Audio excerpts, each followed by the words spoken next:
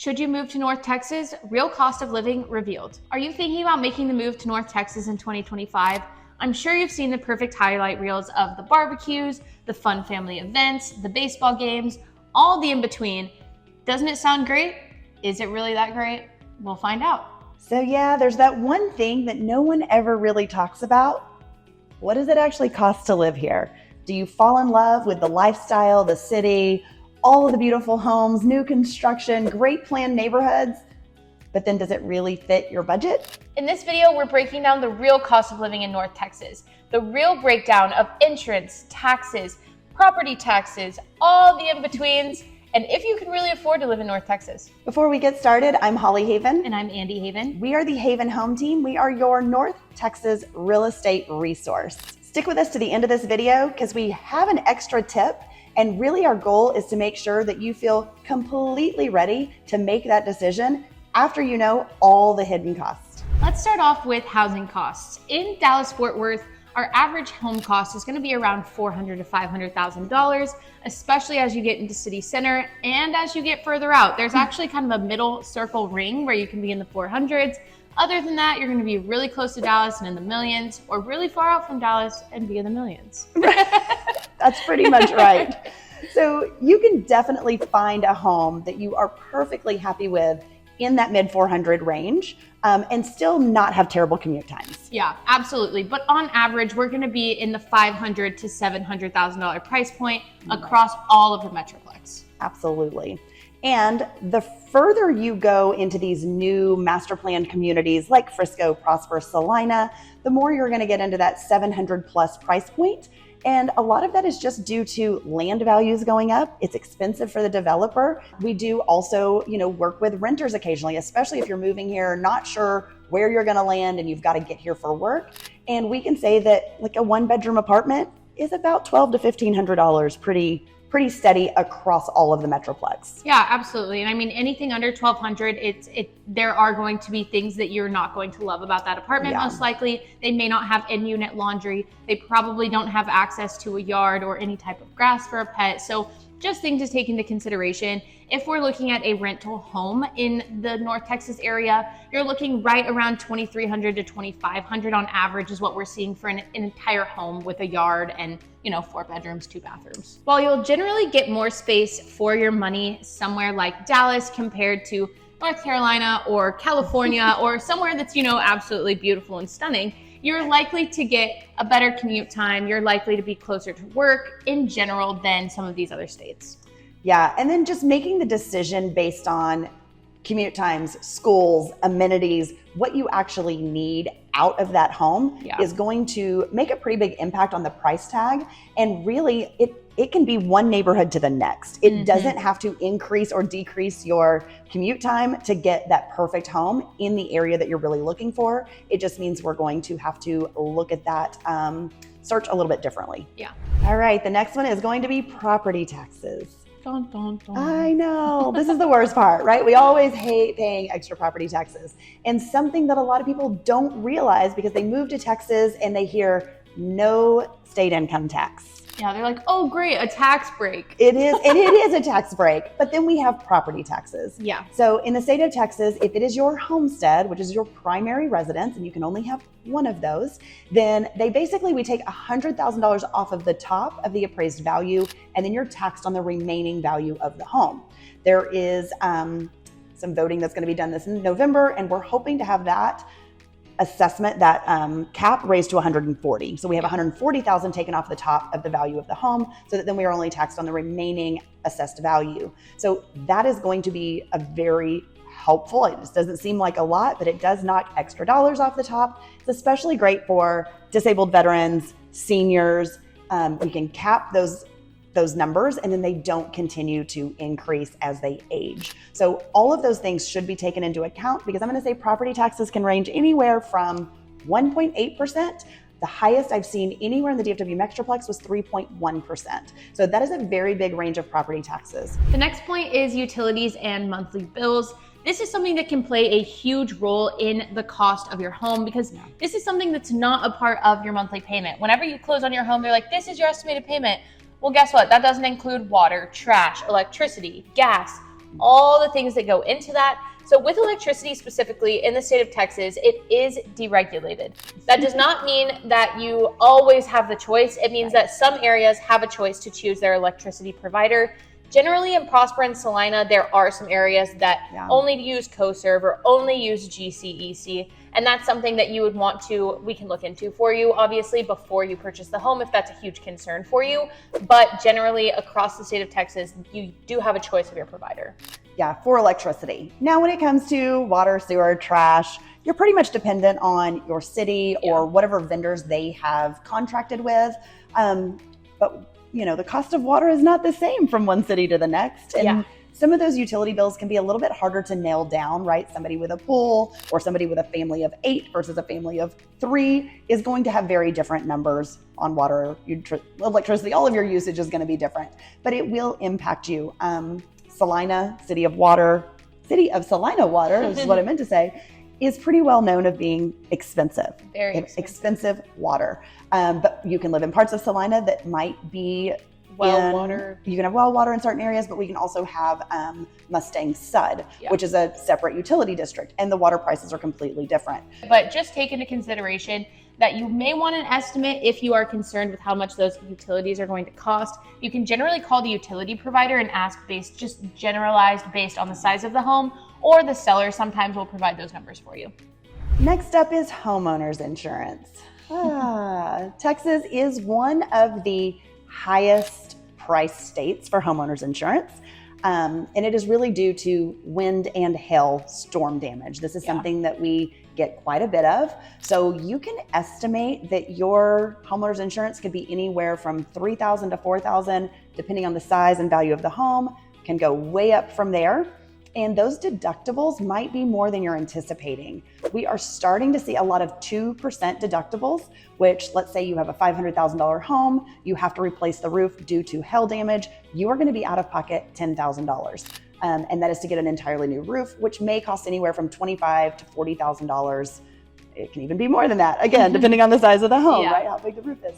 But we're kind of giving you some ranges there. So just know that going into it, it's not going to be a really low rate, which you may be accustomed to in other states that doesn't have the same weather damage that we incur on a regular basis. Yeah, and this is something that I tell a lot of my new home buyers. I'm like, please look at that deductible, because I personally did get a new roof in 6 months. I bought a brand new house and I got a new roof within 6 months. So it's just something that you just luck of the draw. Unfortunately, some people just get unlucky, but it's not that common. If you are scared of hail and wind, it's not something that's taking out our homes every single year, but every 3 to 5 to 8 years, you are likely to get a new roof depending on where you're living. And you can actually ask insurance in advance, hey, is this house in a wind and hail area, somebody that gets wind and hail very, very often, because there are areas that are more inclined to get hail and wind more often, and that can really, really change your deductible. And then also, if you're buying a pre-existing home, looking at the rate of the shingles can actually give you an insurance deduction, and can help. Just because it's a higher rating of shingle, it provides more protection against hail and wind and stuff like that. Right. Well, stronger shingles, so they're less likely to be damaged during a hailstorm, depending on the size of hail. So if you're moving to Texas and this is all new for you, some of these things could definitely be a surprise, because it can add. I've had clients that got maybe $1,000 a month more than they were anticipating. Sorry, not $1,000, $600 to $800 a month. I'm trying to think of the highest one I recently had. It was about $600 to $800 a month of just homeowners insurance. Yeah. So that's a pretty big impact if you're expecting $150 to $200 a month. That makes a big change in your payment. But also, with that being said, you can do a higher deductible and have a lower monthly cost. You just need to have that cash in your pocket just in case something were to happen. But transportation and commute in North Texas. This is something that a lot of people don't really realize about North Texas, but we don't have public transportation. It's not like, let me hop on the bus, let me hop on the train. That is not common here. A lot of my friends from up east or up north, they're like, oh yeah, I hopped on the train. I'm like, I've literally never ridden a train in my life. So if that's something that you're thinking of, or that's something that you normally do, you need a car here. That's pretty standard. But on the plus side, generally our gas prices are on the lower end of the national average. So if you're moving from California, you're going to see a huge decrease in gas prices. So that's something that can kind of take that toll off of you.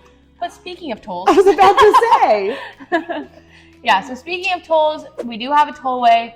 It is the fastest way to get everywhere, but it is the most costly way to get everywhere. Absolutely. And we have a lot of toll roads. Everywhere. Every single road is now a toll road. So if that's something you're trying to avoid, you're never getting anywhere. Yeah. And it's not every single road, right? Caveat, disclaimer, it's not every single highway. However, it feels like it's every highway because everywhere you want to go, if you want to get there quickly, you're going to take the toll road.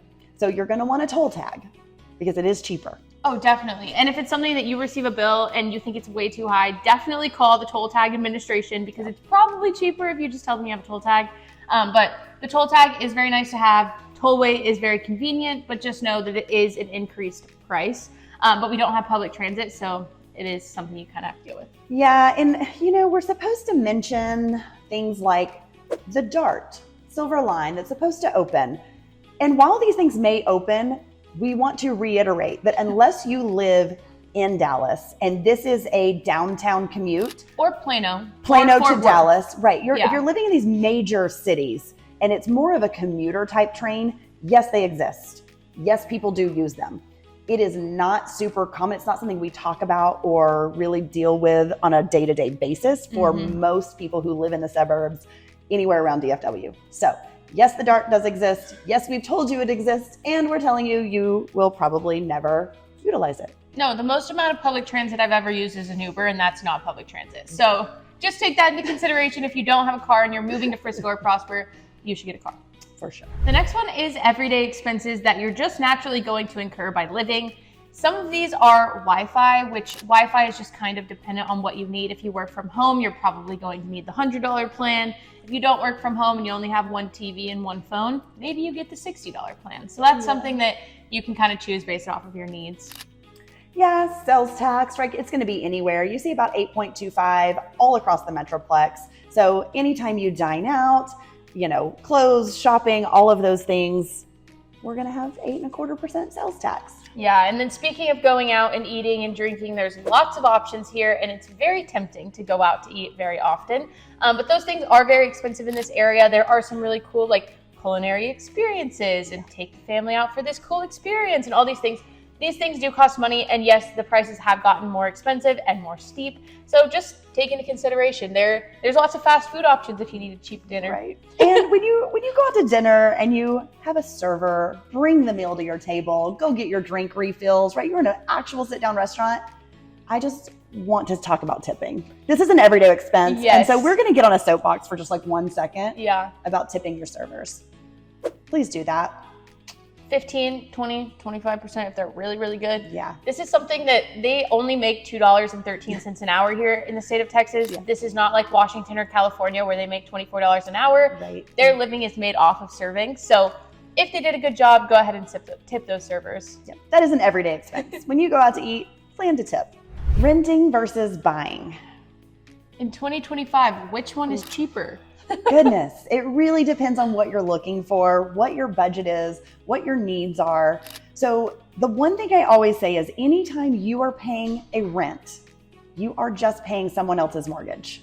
Yeah, and generally speaking, that rent payment has to cover their mortgage for them to rent you that home. So take that into consideration. You're like, oh my God, my rent is going up every single year. Well, guess what? Property taxes are as well, and insurance prices are as well. So if you think they're going up, you should look into buying a house that maybe you could fit the mortgage bill. Yeah, absolutely. So when we talk to clients and they're trying to decide between renting and buying, usually it's two things, fear-based or we don't know where we need to be, right? You're moving here, it's a new place, a new location. You think it's the right schools, you think it's the right community, you think it's the right neighborhood, but you really don't feel confident.